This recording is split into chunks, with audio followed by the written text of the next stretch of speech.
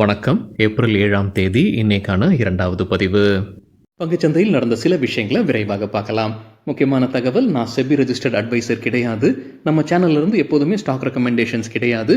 YouTube channel மட்டும் இல்லைங்க, மற்ற சோஷியல் மீடியா பிளாட்ஃபார்மான இன்ஸ்டாகிராம், வாட்ஸ்அப், டெலிகிராம்ல இருந்து கூட நாம ஸ்டாக் ரெக்கமெண்டேஷன்ஸ் வழங்குவதில்லை. மேலும் பணத்தை வாங்கிட்டு எந்த சேவையும் வழங்குவது இல்லை. பல போலியான குரூப் இயங்கிட்டு இருக்கு. தயவு செய்து ஜாகிரதையாக இருங்க. இந்த வீடியோவில் காட்டக்கூடிய அனைத்து கம்பெனிகளும் வெறும் இன்ஃபர்மேஷனல் பர்பஸ்க்காக மட்டுமே முதலீடு செய்யுங்கன்னு சொல்கிற வீடியோ கிடையாது. எந்த ஒரு முதலீட்லையும் ரிஸ்க் இருக்கும். ரிஸ்க் புரியாமல் இன்வெஸ்ட் செய்யாதீங்க. ரிஸ்க் புரியலன்னா தயவு செய்து இன்வெஸ்ட்மெண்ட்டை தவிர்த்துருங்க. நம்ம ருபி டிரைவர் சேனலை ஆதரிக்கிற அனைத்து நல்ல உள்ளங்களுக்கும் நன்றி. இன்றைக்கி நம்ம மார்க்கெட் ஓப்பன் ஆகிறதுக்கு முன்னாடி உலக மார்க்கெட்ஸ் எப்படி இருந்ததுன்னு பார்க்கும்போது, வெள்ளிக்கிழமை யூஎஸ் மார்க்கெட்ஸ் பெரிய வீழ்ச்சியை பார்த்துருந்துருக்கு. S&P 500 மற்றும் நாஸ்டாக் 6% விழுந்திருக்கு தலா. அதே போல் பெரும்பாலான யூரோப்பியன் மார்க்கெட்ஸும் பெரிய வீழ்ச்சியை பார்த்துருந்துருக்கு வெள்ளிக்கிழமை. இன்றைக்கி நம்ம மார்க்கெட் ஓப்பன் ஆகிறதுக்கு முன்னாடி ஏஷியன் மார்க்கெட்ஸ் எப்படி இருக்குன்னு பார்க்கும்போது, பெரும்பாலும் பெரிய அளவில் ரெட்டில் விழுந்துகிட்டு இருக்கு. குறிப்பாக கிஃப்ட் நிஃப்டி 4% ரெட்டில் ட்ரேட் ஆகிட்டு இருந்தது. ஜாப்பனீஸ் மார்க்கெட் 7% வீழ்ச்சியை பார்த்தது. ஜாப்பனீஸ் மார்க்கெட் மற்றும் தாய்வான் மார்க்கெட் வந்து சர்க்கியூட் பிரேக்கரை எட்டியதுங்க. தற்காலிகமாக ட்ரேடிங்கை நிறுத்தி வைக்க வேண்டியதாக இருந்தது. அதுக்கப்புறம் மறுபடியும் துவங்கியது. இது நம்ம மார்க்கெட் ஓப்பன் ஆகிறதுக்கு முன்னாடி எடுத்த ஸ்க்ரீன்ஷாட். இந்த வீடியோ சேர தருணத்தில் நம்ம மார்க்கெட் ஓப்பன் ஆகுது. நிஃப்டி வந்து கிட்டத்தட்ட 5% ரெட்டில் ஓப்பன் ஆனது. வீடியோ சேர தருணத்தில் 4% ரெட்டில் ட்ரேட் ஆகிட்டு இருக்கு நிஃப்டி. சில இண்டிவிஜுவல் ஸ்டாக்ஸ் மற்றும் செய்திகள் விரைவாக பார்க்கலாம். சைனாவுடைய மார்க்கெட்டும் நேற்று வீழ்ச்சியை பார்த்துறதுக்கு நம்ம வீக்கெண்ட்லேயே செய்தி பார்த்துருந்தோங்க. யூஎஸ்ஏக்கு பதிலாக அவங்க டேரிஃபை விதிச்சிருந்தாங்க. ரெசிப்ரோக்கல் டேக்ஸுக்கு பதிலடியாக சைனீஸும் விதிச்சிருந்தாங்க. கிட்டத்தட்ட 34% விதிச்சிருந்தாங்கன்னு நினைக்கிறாங்க. அதுக்கு ரியாக்ஷனாக கூட இருந்திருக்கலாம். அப்போ என்ன மணி கண்ட்ரோல் அப்டேட் கொடுத்துருக்குறாங்கன்னா, சைனா வந்து இன்ட்ரெஸ்ட் ரேட் கட் குறைப்பதற்கான வாய்ப்புகள் அதிகமாக இருக்குது. அதற்கான அறிவிப்புகள் வரும். அதே போல் உள்ளூரில் அவங்களுடைய கம்பெனிஸ்க்காக ஸ்டிமுலஸ் மற்றும் அவங்களுடைய மானியங்களை அறிவிப்பதற்கான வாய்ப்புகள் அதிகமாக இருக்குன்னு மணி கண்ட்ரோலில் தகவல் கொடுத்திருக்கிறாங்க. ஜப்பான் மற்றும் தாய்வான் மார்க்கெட்டில் வந்து சர்க்கியூட் பிரேக்கரை எட்டியது. தற்காலிகமாக இன்றைக்கி ட்ரேடிங் நிறுத்தி வைக்க வேண்டியதாக இருந்தது. அதுக்கப்புறம் மறுபடியும் துவங்கியது. வீழ்ச்சியில் தான் இருந்துட்டு இருக்கு. NDTVயில் என்ன ஒரு கூடுதல் தகவல் சொல்லியிருக்காங்கன்னா, இதற்கு முன்னாடி இந்த சர்க்கியூட் பிரேக்கர் எப்போ எட்டியதுன்னா, கொரோனா காலகட்டத்தில், அதாவது மார்ச் 2020 இதற்கு முன்னாடி சர்க்கியூட் பிரேக்கரை எட்டியது. இந்தியா பதிலுக்கு வரியை போடுவாங்களா USA மீது, சைனா எப்படி போட்டாங்களோ அதே போல் இந்தியா பதிலுக்கு வரி விதிப்பாங்களான்ற கேள்விக்கு மணி கண்ட்ரோல் என்ன சொல்லியிருக்கிறாங்க, இப்போதைக்கு அந்த மாதிரி எதுவும் செய்ய மாட்டாங்க. ஏன்னா 2 நாடுகள் இடையே ஒரு டீல் போய்கொண்டிருக்கு, பேச்சுவார்த்தை போய்கிட்டு இருக்கு. இந்த செய்தி நாமளும் பார்த்துருந்தோம் வீக்கெண்டில். ஏப்ரல் 9ஆம் தேதி தான் இந்தியா மீது போடப்பட்ட வரி வந்து அமலுக்கு வருது. அதற்கு முன்னதாகவே இந்த டீலில் கையெழுத்திடுவதற்கான வாய்ப்புகள் இருக்குன்னு சொல்லியிருந்தாங்க. வீக்கெண்டில் செய்தி பார்த்துருந்தோம். அதனால் இந்தியா பதிலுக்கு USA மீது இப்போதைக்கு வரி விதிக்க மாட்டாங்கன்னு மணி கண்ட்ரோலில் தகவல் கொடுத்துருக்குறாங்க. பால் நிறுவனமான அமுல் குறித்தான ஒரு தகவல். நிதியாண்டு 2026 அவங்களுடைய வருவாய் 1 லட்சம் கோடி இலக்கை எட்ட வேண்டும்னு வைத்திருக்கிறாங்க. மணி கண்ட்ரோல்லேருந்து கிடைத்த தகவல். அது ஒரு மைல்கல்லாக இருக்கும். அதாவது 10% வளர்ச்சி இருக்கும்ன்ற எதிர்பார்ப்பு. அமுல்ன்றது வந்து Gujarat cooperative milk marketing federation லிமிடெடுடைய பிராண்ட். மத்திய அரசுடைய கேபிட்டல் எக்ஸ்பெண்டிச்சர் நிதியாண்டு 2025 அவங்க சொல்லியிருந்த இலக்கை காட்டிலும் அதிகமாக போகும்னு NDTV ப்ராஃபிட்டில் சொல்லியிருக்கிறாங்க. கொஞ்சமாக அதிகமாக போகும்னு சொல்லியிருக்கிறாங்க. அதாவது 10.18 லட்சம் கோடி ரூபாய் வந்து அவங்க இலக்கு வைத்திருந்திருக்கிறாங்க. நிதியாண்டு 2025 கேபிட்டல் எக்ஸ்பெண்டிச்சர் அதை கடப்பதற்கான வாய்ப்புகள் அதிகமாக இருக்குன்னு சொல்லியிருக்கிறாங்க NDTV ப்ராஃபிட்டில். வியட்நாம் USA ப்ராடக்ட்ஸ் மீது அவங்க போடுற வரியை நீக்குவதற்கு சம்மதம் தெரிவிச்சிருக்கிறாங்கன்னு NDTV ப்ராஃபிட்டில் தகவல் கொடுத்துருக்காங்க.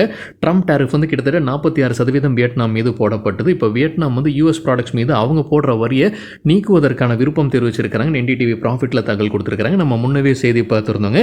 USA வியட்நாம் மீது இந்த 46% வரி போட்டதுனால இந்தியாவில் இருக்கக்கூடிய எலக்ட்ரானிக்ஸ் நிறுவனங்கள் பயன்பெறுவதற்கான வாய்ப்பு இருக்குன்னு ஒரு செய்தி பார்த்துருந்தோம். இப்போ வியட்நாம் வந்து USA மீது போடப்பட்ட வரியை நீக்குவதற்கான வாய்ப்புகள் இருக்குது.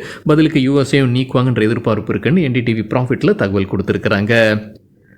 நைக்காக்கு கிரைசில் கொடுத்துருக்கிற கிரெடிட் ரேட்டிங் வெளியிட்டிருக்கிறாங்க. லாங் டேர்ம்க்கு அப்கிரேட் நடந்திருக்கு. A- ஏஆக உயர்த்தி இருக்கிறாங்க கிரைசில். கிரெடிட் ரேட்டிங் குறித்து நம்ம வேறொரு வீடியோவில் டீட்டெயில்டாக பேசியிருக்கோம். அந்த வீடியோட லிங்க் இந்த வீடியோட டிஸ்கிரிப்ஷனில் இருக்குது. நைக்கா குவார்ட்டர்லி ரெவென்யூ அப்டேட்டும் வெளியிட்டிருக்கிறாங்க. கன்சாலிடேட்டட் நெட் ரெவென்யூ லோலிருந்து mid-20s வளர்ச்சி பார்க்குது. இயர் ஆன் இயர் கம்பேர் பண்ணும்போது அதிகரிக்குது. முழு நிதியாண்டிற்கு ரெவென்யூ வளர்ச்சி வந்து mid-20s இருப்பதாக தெரிவிச்சிருக்கிறாங்க நைக்கா. IGL குறித்து CNBC TV18 கிடைத்த ஒரு தகவல். அவங்க CNG விலையை உயர்த்துறாங்க. 1 கிலோகிராமுக்கு ₹1 3 வரைக்கும் உயர்த்தி இருக்கிறாங்க. டெல்லியில் 9 மாதம் கழித்து ₹1 உயர்த்தி இருக்கிறாங்க 1 கிலோகிராமுக்கு. டெல்லி குறிப்பிட்டு ஏன் சொல்லியிருக்கிறாங்கன்னா, IGLுடைய ஒட்டுமொத்த சேல்ஸில் 70% டெல்லியில் இருந்தான் வருது. டெல்லியில் இப்போ CNG விலை 1 கிலோகிராமுக்கு ₹76.09. ஓஎன்ஜிசி மற்றும் ஆயில் இந்தியா குறித்து சிஎன்பிசி டிவி 18 கிடைத்த தகவல் 2 ஸ்டாக்ஸும் ஃபோக்கஸில் இருப்பதற்கான வாய்ப்பு இருக்குது. ஏன்னா ஆயிலோட விலை கீழே போய்கிட்டு இருக்கு. பிரெண்ட் 4% விழுந்திருக்கு, 4 ஆண்டு லோவில் இருக்குது. ஒரு பேரலுக்கு $63.21 இருக்குது. 11% போன வாரம் வீழ்ச்சியை பார்த்துருந்தது ஆயில். ஓஎன்ஜிசி ஆயில் இந்தியாவுக்கு வந்து இது ஒரு நெகட்டிவாக இருக்கும்னு சொல்லியிருக்கிறாங்க சிஎன்பிசி டிவி 18. நான் அவங்களுடைய மார்ஜின்ஸில் பாதிப்பு இருப்பதற்கான வாய்ப்பு இருக்குன்னு சொல்லியிருக்கிறாங்க அந்த செய்தியில். Gretex corporate services record date அறிவிச்சிருக்கிறாங்க. போனஸ்க்கானது போனஸ் முன்னவே அறிவித்தது தான். 9 ஷேர் போனஸாக கொடுக்குறாங்க, 10 ஷேர் வைத்திருந்தா அதற்கான ரெக்கார்ட் டேட் அறிவிச்சிருக்கிறாங்க April 10 Refex renewables and infrastructure தற்போது அப்டேட் இருக்குது. அவங்களுக்கு கோயம்புத்தூர் முனிசிபல் கார்பரேஷன் கிட்ட இருந்து ஒரு ஆர்டர் கிடைக்குது சாலிட் வேஸ்ட் சம்பந்தமான பயோ சிஎன்ஜி பிளான்ட் அமைப்பதற்கு. இதே போல் அவங்களுக்கு சேலம்லையும் ஒரு கான்ட்ராக்ட் கிடைச்சுன்ற தகவல் நம்ம முன்னே பார்த்துருந்தோம். இப்போ கோயம்புத்தூர் முனிசிபல் கார்பரேஷன் கிட்ட இருந்து 78.5 கோடி ரூபாய்க்கான கான்ட்ராக்ட் இது. ஆஸ்ட்ராசெனகா ஃபார்மா இந்தியா தற்போது அப்டேட் இருக்குது. கம்பெனிக்கு அனுமதி வழங்கியிருக்கிறாங்க இந்தியன் அத்தாரிட்டிஸ் ஒரு மருந்தை இந்தியாவில் இறக்குமதி செய்வதற்கு. கேன்சர் சிகிச்சைக்கு பயன்படுத்தக்கூடிய மருந்துன்னு சொல்லியிருக்கிறாங்க ஆஸ்ட்ராசெனகா ஃபார்மா இந்தியா. அதிசய் லிமிடெட் தற்போது அப்டேட் இருக்குது. ஒடிசா அரசு கிட்டேருந்து ஒரு கான்ட்ராக்ட் கிடைக்குது. அதோடைய மதிப்பு கிட்டத்தட்ட 150 லட்சம் ரூபாய்கள். ஸ்டார் ஹெல்த் இன்சூரன்ஸ் தரப்புல வந்து அப்டேட் இருக்குது. மெட்ராஸ் ஹைகோர்ட் அவங்களுக்கு சாதகமாக தீர்ப்பு வழங்கியிருப்பதாக சொல்லியிருக்கிறாங்க. ஜனவரி மாதத்தில் ஒரு ஜிஎஸ்டி நோட்டீஸ் வந்திருக்கு 33 கோடி ரூபாய்க்கானது. அதை எதிர்த்து தான் கோர்ட்டுக்கு போயிருக்கிறாங்க. இப்போ கோர்ட் கம்பெனிக்கு சாதகமாக தீர்ப்பு வழங்கியிருப்பதாக சொல்லியிருக்கிறாங்க star health insurance. Bajaj housing finance Q4க்கான அப்டேட் வெளியிட்டிருக்கிறாங்க. அசெட் அண்டர் மேனேஜ்மெண்ட் மார்ச் 31, 2025 பார்க்கும்போது 1,14,680 கோடி ரூபாய், இயர் ஆன் இயர் 26% அதிகரிச்சிருக்கு. கிராஸ் டிஸ்பர்ஸ்மெண்ட்ஸ் 14,250 கோடி ரூபாய். போன வருடம் இதே குவார்ட்டரில் 11,393 கோடி ரூபாயாக இருந்தது. வண்டர்லா ஹாலிடேஸ் குறித்து சிஎன்பிசி டிவி 18 கிடைத்த ஒரு தகவல். நிதியாண்டு 2026 அவங்க எதிர்பார்க்கக்கூடிய ஃபுட்ஃபால்ஸ் 5-10% அதிகரிக்கும்னு சொல்லியிருக்கிறாங்க. நிதியாண்டு 2025 அவங்க சொல்லியிருந்தது, அவங்க கைடன்ஸ் கொடுத்துருந்தது வந்து 2.5-3 லட்சம் ஃபுட்ஃபால்ஸ் எட்டுன்றது. அது எட்டியிருக்காங்களா அப்படின்றது தெரியலைங்க, அது அந்த செய்தியில் அவங்க சொல்லலை. சென்னை பார்க் வந்து இந்த ஆண்டு டிசம்பர் மாதத்தில் திறக்கப்படும்னு சொல்லியிருக்கிறாங்க அதே CNBC TV 18. Macrotech developers Lodha brand வைத்திருக்கக்கூடிய கம்பெனி அவங்களுடைய Q4 அப்டேட் வெளியிட்டிருக்கிறாங்க. Q4க்கான ப்ரீசேல்ஸ் வந்து பெஸ்ட் எவர் குவார்டர்லி ப்ரீசேல்ஸ் இந்த குவார்ட்டரில் தான் எட்டியிருக்கிறாங்க. 48.1 பில்லியன் ரூபாய், இயர் ஆன் இயர் 14% அதிகரிச்சிருக்கு. முழு நிதியாண்டிற்கான ப்ரீசேல்ஸ் 176.3 பில்லியன் ரூபாய், இயர் ஆன் இயர் 21% அதிகரிச்சிருக்கு. அவங்க கொடுத்திருந்த கைடன்ஸ் நிதியாண்டு 2025 அவங்க முன்னே கொடுத்திருந்த கைடன்ஸ் வந்து 20%. ஸோ அதை கடந்திருக்கிறாங்க. Q4க்கான கலெக்ஷன்ஸ் 44.4 பில்லியன் ரூபாய், இயர் ஆன் இயர் 26% அதிகரிச்சிருக்கு. முழு நிதியாண்டிற்கான கலெக்ஷன்ஸ் 144.9 பில்லியன் ரூபாய், இயர் ஆன் இயர் 29% அதிகரிச்சிருக்கு. மேக்ஸ் எஸ்டேட்ஸ் தற்போது அப்டேட் இருக்குது. ஜிஎஸ்டி டிபார்ட்மெண்ட் ஷோகாஸ் நோட்டீஸ் அனுப்பியிருக்கிறாங்க. 2.25 கோடி ரூபாய்க்கான ஷோகாஸ் நோட்டீஸ் இது. ஸ்விக்கி குறித்து எக்கனாமிக் டைம்ஸ்லேருந்து கிடைத்த ஒரு தகவல். டாக்ஸ் நோட்டீஸ் அனுப்பப்பட்டிருக்கு நிறுவனத்திற்கு 7.6 கோடி ரூபாய்க்கானது. கல்யாண் ஜுவல்லர்ஸ் Q4க்கான அப்டேட் வெளியிட்டிருக்கிறாங்க. கன்சாலிடேட்டட் பேசிஸில் ரெவென்யூ க்ரோத் 37% சொல்லியிருக்கிறாங்க. இந்தியா பிஸ்னஸ் ரெவென்யூ வளர்ச்சி 39%. 25 கல்யாண் ஷோரூம்ஸை திறந்திருக்கிறாங்க இந்தியாவில் இந்த குவார்ட்டரில். மிடில் ஈஸ்டோட ரெவென்யூ க்ரோத் வந்து 24% இயர் ஆன் இயர் கம்பேர் பண்ணும்போது. கேண்டர் பிஸ்னஸ் வந்து வளர்ச்சி கீழே போயிருக்கு, 22% வீழ்ச்சியை பார்த்துருக்கு. 14 கேண்டர் ஷோரூம்ஸை திறந்திருக்கிறாங்க இந்த குவார்ட்டரில். மார்ச் 31, 2025 முடிவில் ஒட்டுமொத்தமாக கம்பெனி கைவசம் இருக்கக்கூடிய ஷோரூம்ஸுடைய எண்ணிக்கை 388. இதில் Kalyan India 278, Kalyan Middle East 36, Kalyan USA 1, Candere 73. நிதியாண்டு 2026 அவங்க 170 ஷோரூம்ஸை திறக்க ஒரு திட்டம் வைத்திருப்பதாக சொல்லியிருக்கிறாங்க கல்யாண் ஜுவல்லர்ஸ்.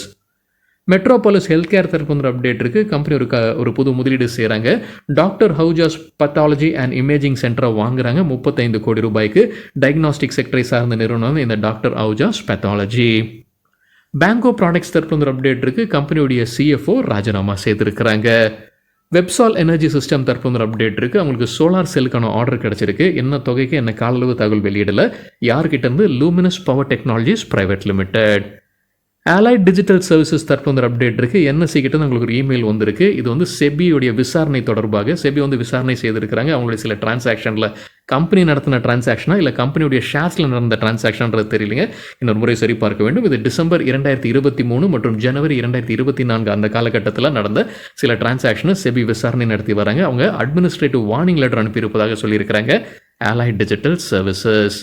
ஜிண்டால் பவர் குறித்து எக்கனாமிக் டைம்ஸ்லேருந்து கிடைத்த ஒரு தகவல். அவங்க ஹரியானாவில் இருக்கக்கூடிய ஜார்ஜர் தெர்மல் பவர் ப்ராஜெக்டை வாங்குவதற்கு அந்த போட்டியில் இருக்கிறாங்க.